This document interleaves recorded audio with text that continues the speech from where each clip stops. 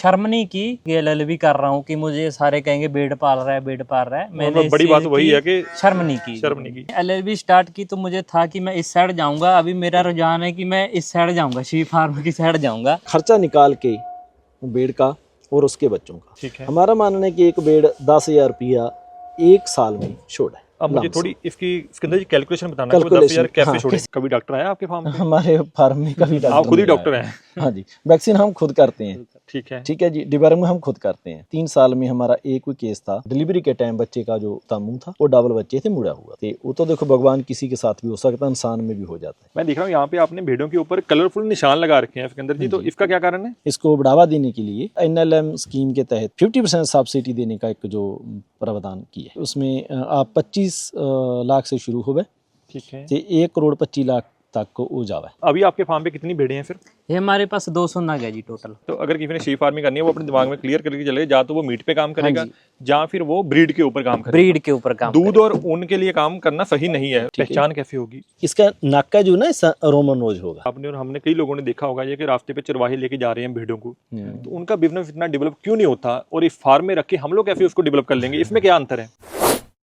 दोस्तों नमस्कार, आप सभी का स्वागत है माइक्रो इरिगेशन यूट्यूब चैनल में। मैं हूं आपका अपना दोस्त प्रप ब्रीफिंग। आज एक नई वीडियो लेके आए हैं आप लोगों के लिए। आज की वीडियो में हम लोग कवर करने वाले हैं शीप फार्मिंग को।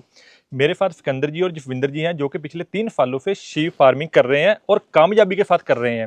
वीडियो में आगे बढ़ने से पहले आपको ये बता दूं कि हम लोग ये नहीं बताने वाले कि आप करोड़ों रुपया कैसे कमा सकते हो, बट इस वीडियो में आपको ये जानकारी जरूर मिलेगी कि अगर आपने शीप फार्मिंग करनी है तो आप उसको कैसे कर सकते हो, क्या चुनौतियां आ सकती हैं आपको, इनिशियल इन्वेस्टमेंट क्या होगी, और एक इनकम की आप क्या उम्मीद कर सकते हो शीप फार्मिंग से। सर नमस्कार। नमस्कार सर, आपका स्वागत है वीडियो में। आप अपने बारे में और अपने फार्म के बारे में थोड़ा बताइए। हमारा नाम सिकंदर सिंह है, मेरा पार्टनर है, इसका नाम जसविंदर सिंह है। हमारा जी विलेज है दरियापुर, तहसील बुढलाडा, डिस्ट्रिक्ट मानसा, पंजाब। तो सिकंदर जी सबसे पहले जैसे एग्री बिजनेस की बात करें, उसमें पोल्ट्री फार्म आ गया, डेयरी फार्म आ गया, गोट फार्मिंग आ गया, तो इनको छोड़कर आपने शीप फार्मिंग को क्यों सिलेक्ट किया? हमने गोट फार्मिंग किया, उसमें काफ़ी डिफिकल्टी थी, सो उसमें हमारा लॉस हुआ। थोड़ा सा बताएंगे कि लॉस कैसे हुआ हमारा? इसके साथ कंपैरिजन करूं शीप के साथ, सर्द ऋतु हो गया है तो वो उसको सर्दी नमूनिया जैसे कहते हैं, वो जल्दी बहुत जल्दी पकड़ती है। ऊन हो गए, इसको नमूनिया की कोई दिक्कत नहीं है शीप को। एक उसके जो टीट हो गए, थन हो गए जी, उसकी लेंथ ज़्यादा हो गए, इसके जो टीट है वो बहुत छोटा होगा,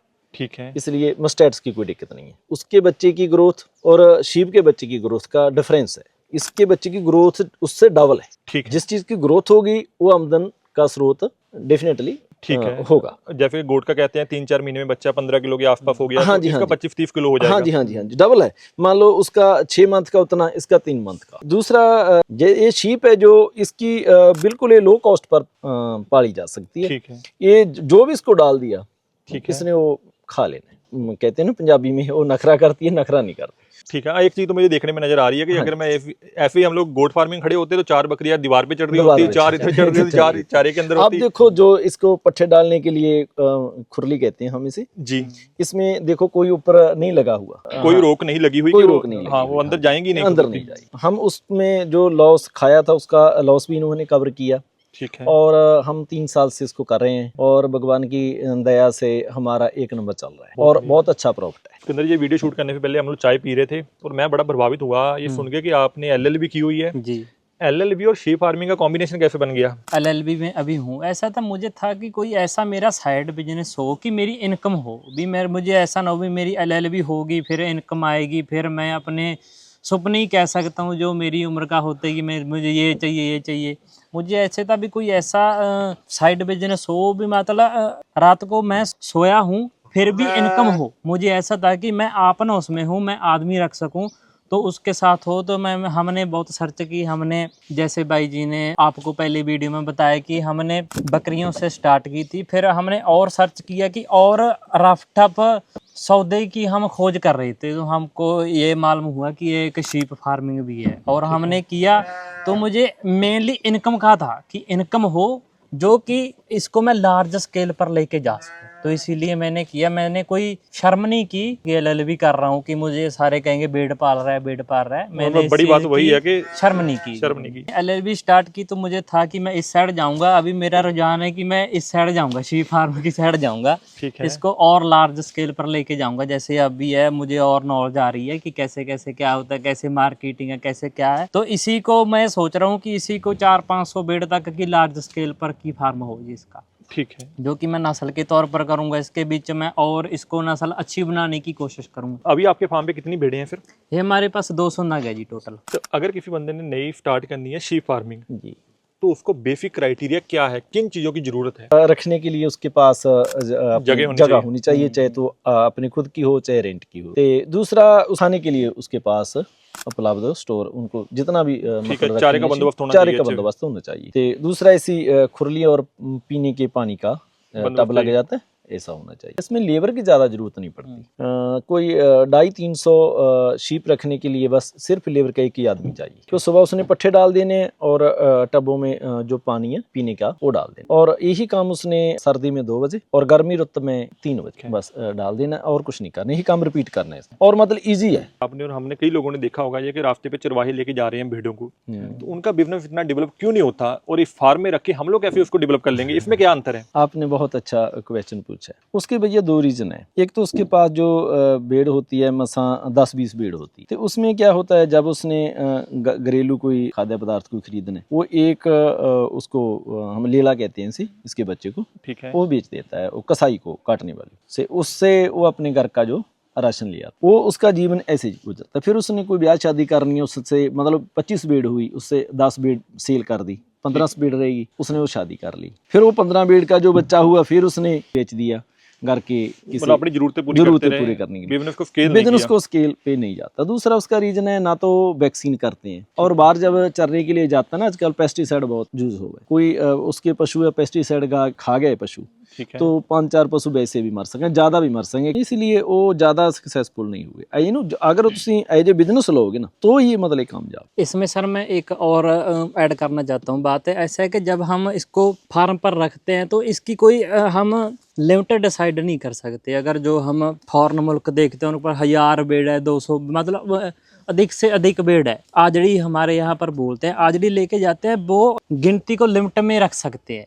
मान लो 25 रख ली, 50 रख ली। हमारे एरिया की बात करें तो हमारे यहाँ जोना लगता है, ठीक है। इनको चारने के लिए होती ही नहीं है जगह। अगर हम इसको फार्म पर रखते हैं तो प्रॉपर जो इनकी खाद खुराक है उसको किए मेंटेन करके रखो, सब स्टोर होगा, तो हम इसको अनलिमिटेड रख सकते हैं। अपनी मर्जी है, 100 रखो, 200 रखो, 300 रखो। जैसे जविंदर जी आपने बताया कि अगर हम फार्म पे रख रहे हैं तो हम एक प्लान बना सकते हैं, प्लान बना सकते कि ये 100 भेड़ का मेरा फार्म है, इसको मैंने आगे 400-500 भेड़ तक कैसे लेके जाना है। जी। अब शीप फार्मिंग में हमें भेड़ की ब्रीड को कैसे सिलेक्ट करना है? ये सर ऐसा होता है, जो शीप है ना, इसमें अलग अलग नस्ल आते हैं। कोई मीट के लिए पाली जाती है, कोई दूध के लिए पाली जाती है। अगर मैं इंडिया की बात करूं, उनका कोई रेट नहीं है। मिल्क बी का भी कोई ऐसा है जो हमारे इंडिया में है नस्ल, वो अच्छी नहीं है, इनमें होता नहीं जिसकी हम मार्केट कर सकें। मेनली ये जो बिजनेस है ये मीट के लिए है, जो इंडिया का मतलब बिजनेस मॉडल है।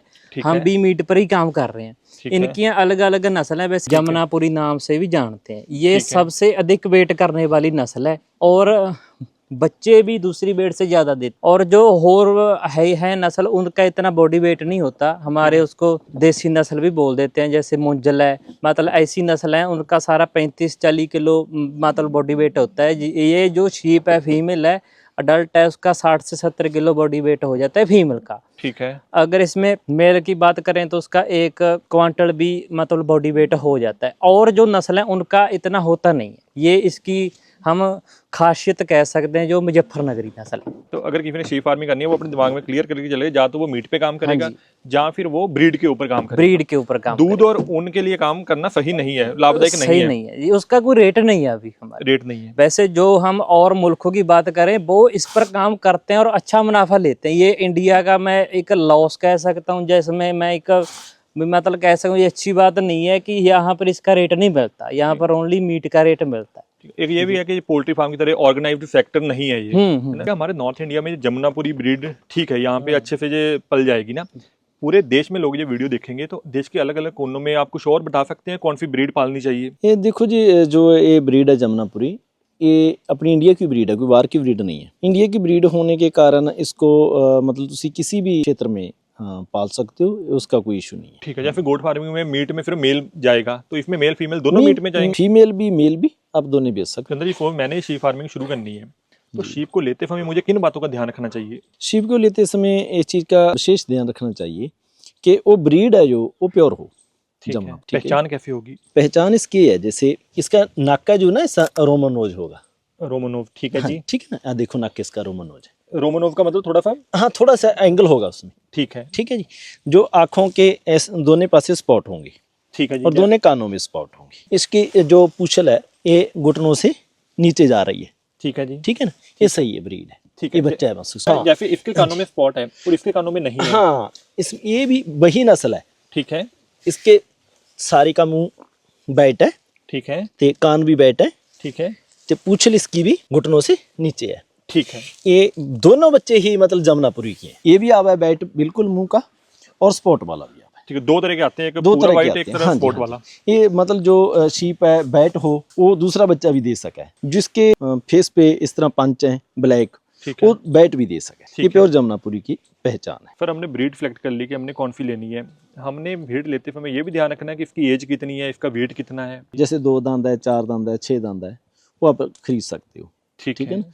मतलब जो बुढ़ी वेड़ है, जो उसके टीथ होंगे ना, वो ऊपर से मतलब घसने शुरू हो जाए, ठीक है। वो समझ लो बुढ़ी बेड़ है। बुढ़ी बेड़ मत लेना, और मतलब और कोई भी बेड़ ले लो। बच्ची भी ले सकते हैं, जवान भी ले सकते हैं। बच्ची ले लो, जवान ले लो, बड़ी हो जाएगी, उसका तो कोई इशू नहीं है। भेड़ कितने टाइम में बच्चे देना शुरू कर देती है? वैसे ये 8 मंथ की प्रेग्नेंट हो जावे, ते 5 मंथ में पहले ब्यात में आ जावे। 13-14 मंथ में पहला सुआ, पहला ब्यात दे ले। कितने बच्चे आते हैं एक बार में? बच्चा एक भी आ जाए, 2 भी आ जाए, बहुत रेयर चांस है 3। उसको 3 ना मानो, 1 या 2 ही मानो। कितनी भेड़ के पीछे एक मेल चाहिए? 20 भेड़ के पीछे एक मेल चाहिए। इन ब्रीडिंग के बारे में थोड़ा बताएंगे जो भी मेल शीप है जी। उसके जो बच्चे हों आगे मेंढे के, जी, उससे वो बच्चे क्रॉस नहीं कराने चाहिए बस। ठीक है। हाँ, और इसका कोई इसने उसको चेंज करते रहना चाहिए। थोड़ा सा इसमें क्रॉस ब्रीडिंग के बारे में बताएंगे? देखो जी, क्रॉस ब्रीडिंग भी नहीं करनी चाहिए। ये बहुत बेटर ब्रीड है इंडिया की, ठीक तो है। इस पर ही काम करना चाहिए। आप इस पर काम करेंगे ना तो इसको ब्रीड के तौर पर भी सेल कर सकें, तो अगर बेट वाले पास से सेल करेंगे तो भी कर सकें। अगर किसी के साथ इसकी क्रॉसिंग कराएंगे तो फिर ब्रीड के तौर पर नहीं आप सेल कर सकते, मीट के तौर पर कर सकते। तो दोस्तों यहाँ पे 2 बातें बहुत ही अच्छे ध्यान देने वाली हैं।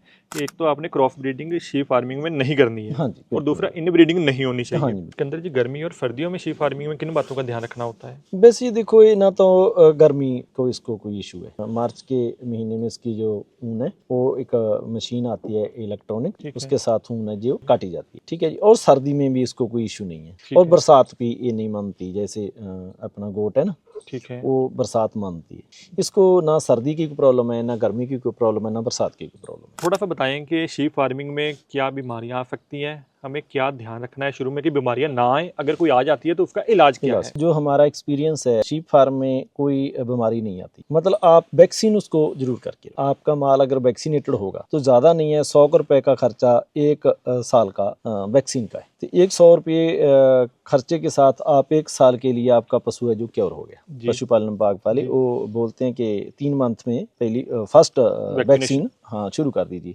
हम 2.5 मंथ में कर देते, 15 दिन उससे ही पहले। कभी डॉक्टर आया आपके फार्म पे? हमारे फार्म में कभी आप खुद ही नहीं डॉक्टर आया। हैं? हाँ जी, वैक्सीन हम खुद करते हैं। ठीक है। ठीक है जी, डिबर्ग में हम खुद करते हैं, कोई इशू नहीं हुआ। 3 साल में हमारा एक कोई केस था, डिलीवरी के टाइम बच्चे का जो मुंह था वो डबल बच्चे थे, मुड़ा हुआ थे। वो तो देखो भगवान किसी के साथ भी हो सकता है, इंसान में भी हो जाता है। वो बच्चे डेड हो गए थे। नहीं, वैसे हमारे फार्म में 3 साल में एक बार भी डॉक्टर नहीं आया और एक बार भी कोई इशू नहीं आया। पूरे साल में चारा क्या क्या देते हैं आप इनको? पूरा साल में ज्यादा साइलेज ही देते हैं, मक्की का चार कहते हैं जैसे। तब वैसे हम ज्वार भी के साथ मिला कर देते हैं, देने को आप कुछ भी डाल सकते हो। सिकंदर जी, मुझे थोड़ी सी आपकी जर्नी के बारे में जानना है कि जब आपने शीप फार्मिंग स्टार्ट की, आपने कितनी भेड़ों के साथ स्टार्ट किया, इसमें से इनकम कैसे स्टार्ट हुई और कितनी स्टार्ट हुई? मैं और मेरा पार्टनर है जसमिंदर सिंह, हम दोनों ने 20 भेड़ और 1 मेंढा इसके साथ शुरू किया। तो उसके 1 हफ्ते बाद ही हमने 20 और डाल ली, और 1 रैम और मेंढा। 1 हफ्ते में क्या देखा आपने? 1 हफ्ते में हमको इजी लगा कि इसमें कोई डिफिकल्टी नहीं है। हमको लगता था भी मतलब पहले देखें, ठीक है। ठीक है ना, हमको लगा इजी है तो बड़ा सौखा है। सो मतलब उसके बाद भगवान की कृपा से मतलब हमें पता ही नहीं चला। जैसे गिनती में है ना, 10 दूना 20, 20 दूना 40, 40 दूना 80, तो वो ऐसा बढ़ता ही चला गया। तो भगवान की कृपा से हमारा आज फार्म इतना बड़ा हो गया कि पंजाब में सबसे बड़ा फार्म हमारा है और इंडिया में हमारा नाम। तो दूसरा आपने जैसे इनकम का पूछा भैया, एक साल में एक भेड़ है जो वो 7,500 रुपए 7,500 रुपए खा जावे। ठीक है, इतनी इनपुट कॉस्ट है भेड़ की। हाँ, भेड़ का खर्चा है। सही रियलिटी है भैया, एक बच्चा देवे, कोई 2 बच्चा दे। एक साल के अंदर? हाँ जी, एक बच्चा एक बार में कोई एक बच्चा देवे, कोई भेड़ कोई 2 बच्चा देवे। सो मतलब इसलिए साल का जो हैगा औसतन 3 बच्चा मन है। ये साइकिल कितने महीने का होता है? ये 5 मंथ का, और इसका कंसीविंग है 1 मंथ 1.5 मंथ, लास्ट कोई 2 मंथ कंसीविंग यदि जल्दी हो जावे। मतलब जो खर्चा निकाल के भेड़ का और उसके बच्चों का, ठीक है, हमारा मानना है कि एक भेड़ 10,000 रुपया एक साल में छोड़ है। अब मुझे थोड़ी इसकी सिकंदर जी कैलकुलेशन बताना, कैलकुलेशन 10,000 कैसे छोड़ेगी? कैसे छोड़ती है, मैं वो भी बताऊंगा। मतलब 10,000 रुपया कैसे छोड़ती है भैया, 3 बच्चे एक साल में, अगर आप कार्ड रेट भी लाकर चलो तो 7,500 7500 में 7800 में एक बच्चा चला जाए। 7500 को बच्चा पकड़ के चलो, अगर बच्चा ही बेचना है हमने बच्चे बेचते हैं। ठीक है, ठीक है, बच्चा तो जो बच्चा बेचते हैं जी, मतलब तकरीबन 3 मंथ का दूध छोड़ जाता है, 2.5 मंथ का। ठीक है, हाँ जी। तो मतलब 3 बच्चे हम लें तो वो 22,500 रुपये हो गया। उसमें से 7,500 7500 रुपया एक भेड़ खा गई। ठीक है, तो उसमें से हम जो उसको माइनस करेंगे तो पीछे बचा 15,000 रुपये। ठीक है, 15,000 रुपये तो बचा। तो जो उसके बच्चे हैं ना, वो भी खाना स्टार्ट कर देते हैं माँ के दूध के साथ साथ। देखो फ्री में तो आएगा नहीं, उसका भी हमें कैलकुलेशन करना पड़ेगा। ठीक है, तो जितना माँ खाती है उससे हाफ बच्चे खावें, तो 3,750 रुपया 3,750 रुपये बच्चे खाने पे चला गया।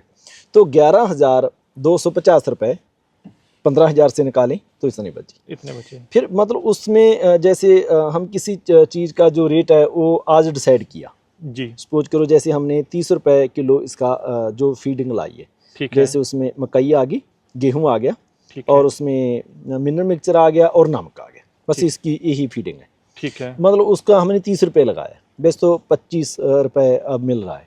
ठीक है, फिर भी ज़्यादा लगाया, फिर भी चलो और कोई चीज़ का रेट आगे पीछे हो जाए, ठीक है, तो 1,250 रुपये उसको छोड़ दो। ठीक है, 11,250।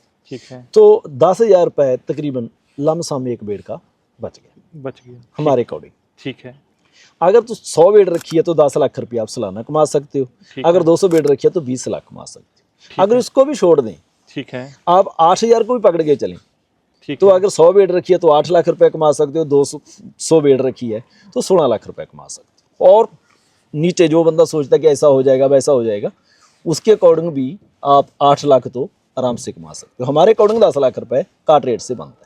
वैसे हम ब्रीड पर काम करते हैं, ब्रीड से आप ज़्यादा कमा सकते हैं। ठीक है, जो बच्चा 7500 का हमने जोड़ा, हम 10,500 रुपए का बच्चा उसको देते हैं। अब यहाँ पे एक सवाल आता है सिकंदर जी, इसकी मार्केटिंग कैसे करेंगे, बेचेंगे कहाँ? जो मीट पर्पज पर सेल करना है उसकी तो कोई मार्केटिंग का इशू नहीं है। ठीक है ना, आप कितना भी सेल करो उसकी डिमांड पूरी नहीं हो रही, क्योंकि जो इंडिया में प्रोडक्शन है वो 2.5% है। ठीक है, तो 100% से 72% मार्केट इंडिया की भैया खाली पड़ी है। ठीक है, हाँ ब्रीड के तौर पर आपको थोड़ा जब नाम बनता है तो कम चलता है। ठीक है, जैसे पंजाब शीप फार्म का नाम बना, पंजाब शीप फार्म का नाम, थोड़ा मेहनत करनी पड़ती है। जब कोई भी मेहनत करोगे तो आप, ऐसा कोई काम नहीं है जो आप नहीं कर सकते है इंसान। ठीक है, बिल्कुल। हाँ, अगर वो उस पास से नहीं भी जाना किसी आदमी ने तो दूसरे पास से तो कोई इशू नहीं, हमने दूसरा ही लगाया, ब्रीड का तो लगाया नहीं ना। बिल्कुल, ब्रीड की इनकम नहीं जोड़ी हमने, काट की इनकम जोड़ी। हाँ, काट के तौर पर ही आप 8 लाख रुपए 100 भेड़ का कमा सकते हो, 200 रखे तो 16 लाख रुपए आप कमा सकते हो। 200 भेड़ का दोस्तों 16 लाख कमाया जा सकता है। हाँ जी। पर सिकंदर जी 200 भेड़ रखने में मेरा खर्चा कितना आएगा? वो डिपेंड करता है जी, आप अपना फार्म का जो सेटअप हो कितना बड़ा लगा रहे हो। अगर 100 भेड़ का लेके चले, हाँ 100 भेड़ का लेके चले तो आपका मान के चले कि 30 लाख रुपए खर्चा आएगा। 30 लाख, इसमें मेरी भेड़ें आ गई, भेड़ भी आ गई। हाँ जी। मेरे पास जो वो भेड़ है वो कितने साल तक चलेगी, उसकी उम्र कितनी होगी? वैसे जी जो भेड़ की उम्र है वो 12 साल तक उम्र मानते हैं। ठीक है, जैसे गाय भैंस की 20-22 साल तक उम्र मानी जाती है। ठीक है, वैसे तो भगवान को पता है, पर जो औसत उम्र होती है वो इतनी होती है। सही बात है। 30-40 भेड़ों के ऊपर मेल कितने रखने पड़ेंगे? 2 मेल जी। मैं देख रहा हूँ यहाँ पे आपने भेड़ों के ऊपर कलरफुल निशान लगा रखे हैं सिकंदर जी, तो इसका क्या कारण है? इसका कारण भी है, जैसे हम डिवर्मिंग करते हैं ना हर 3 मंथ के बाद, तो वैसे तो फिर पता नहीं चलता, हम नाल में कलर लगा देते हैं, किसको होगी उसको होगी उसको होगी। जो कलर नहीं लगा तो हम समझते किसको हो ही नहीं, उसको दे देते। तो ईजी हो जाता प्रोसेस। जैसे बच्चे पैदा होते हैं उनकी टेक केयर करनी आसान होती है? हाँ जी, ये बकरी के अकॉर्डिंग, गोट के अकॉर्डिंग ज़्यादा ईजी है पाजी। ठीक है। वैसे जैसे बकरी का बच्चा है ना, उसको 5-4 दिन दूध पिलाना पड़ सकता है। इसको मतलब पिलाने की ज़रूरत नहीं है, खुद ही अपने आप एक्टिव हो जाता है। ये 2 बच्चों को दूध पिलाने के लिए सक्षम है ब्रीड, 2 बच्चे पाल लेती है। जैसे इसका ब्रीड का बच्चा है, जैसे हमारे पास 200 ब्रीड से ज़्यादा ब्रीड है। जब बच्चा छोड़ दिया होगा ना, अपनी जो मदर है जी। उसको खुद पहचान लेगा। ठीक है, यहाँ आइडेंटिफिकेशन क्लियर है कि वो मेरी माँ है, मैंने उसके पास ही जाना है। दूसरा जी, इसके जो बच्चे हैं ना, उसकी एक खासियत और है। जैसे गाय और भैंस का बच्चा है जी। जैसे गाय ने बछड़ा दे दिया जी। तो उसको तो वो सेल तो होएगा नहीं, वो तो छोड़ना पड़ेगा। ठीक है। इसमें मेल आए और फीमेल आए, ठीक है जी, दोनों सेल होते हैं। ब्रीड के तौर पर भी दोनों सेल होंगे, मीट पर्पज वास्ते भी दोनों सेल होंगे। मतलब ठीक है, कुछ भी आए, कुछ भी आए, फायदा है, फायदा ही फायदा। थोड़ा सा सब्सिडी के बारे में आप डिटेल में बताना। NLM स्कीम है, नेशनल लाइव स्टॉक मिशन। ठीक है। उसके तहत सरकार है वो चाह रही है जैसे न्यूजीलैंड पूरे वर्ल्ड में शीप सप्लाई करे। हमारी जो अपनी इंडिया की सरकार है वो चाहती है कि हम भी वर्ल्ड में इसको सप्लाई करें, एक्सपोर्ट के ऊपर पूरा ध्यान करें। है। हाँ जी, अगर जब एक्सपोर्ट करेंगे तो हम विदेशी जो मुद्रा है जी वो कमाएंगे, जिसके साथ हमारे देश की इकोनॉमी है जो ग्रो करेगी। और दूसरा, जो हर किसी को तो जो गवर्नमेंट जॉब दी नहीं जा सकती, सो जो बेरोजगार है, पढ़े लिखे युवा है, उसको रोजगार मिलेगा। सो इसीलिए सरकार ने इसको बढ़ावा देने के लिए NLM स्कीम के तहत 50% सब्सिडी देने का एक जो प्रावधान किया है, उसमें आप 25 लाख से शुरू हो गए, ठीक है, 1 करोड़ 25 लाख तक को हो जावे। ठीक है। जैसे 25 लाख का 100 बेड पर, 200 पर 50 लाख, 300 बेड पर 75 लाख, 400 का 1 करोड़ और 500 बेड का 1 करोड़ 25 लाख रुपए। तो ये प्रैक्टिकली आसान है लोन मिलना? लोन मिल जाता है जी, ऐसा कोई बात नहीं है। और आप जो भी उनकी रिक्वायरमेंट है वो सही फुलफिल करें। इतनी बातचीत में मुझे ये समझ आया सर कि जैसे गोट फार्मिंग हो गया, डेयरी फार्म होगी, उससे ये इतना डिफिकल्ट काम नहीं है जितनी टेक्निकल चीज़ों के बारे में उसमें जानकारी होनी चाहिए। हाँ जी, हाँ जी, हम पंजाबी में इसको कहते हैं कि रफ टफ सौदा है। आपने सर बहुत ही अच्छी जानकारी दी और इसके लिए आपका धन्यवाद। आपका भी बहुत बहुत शुक्रिया, आप हमारे पंजाब शीप फार्म पर आए और आपने आके समा हमको दिया, और आपके चैनल का वेरी वेरी थैंक्स, और आपके जो श्रोतेगण हैं उनका भी वेरी वेरी थैंक्स। उम्मीद है कि आपको शीप फार्मिंग के बारे में बहुत ही अच्छी जानकारी मिली होगी। फिर भी आपका कोई सवाल होगा तो आप नीचे कमेंट बॉक्स में कमेंट कर सकते हैं, हम लोग पूरी कोशिश करेंगे उसका रिप्लाई करने की। जो लोग नए आए हुए हैं सब्सक्राइब जरूर करके जाना, वीडियो को लाइक करना। ये वीडियो देखने सभी लोगों का बहुत बहुत धन्यवाद। सभी को नमस्कार।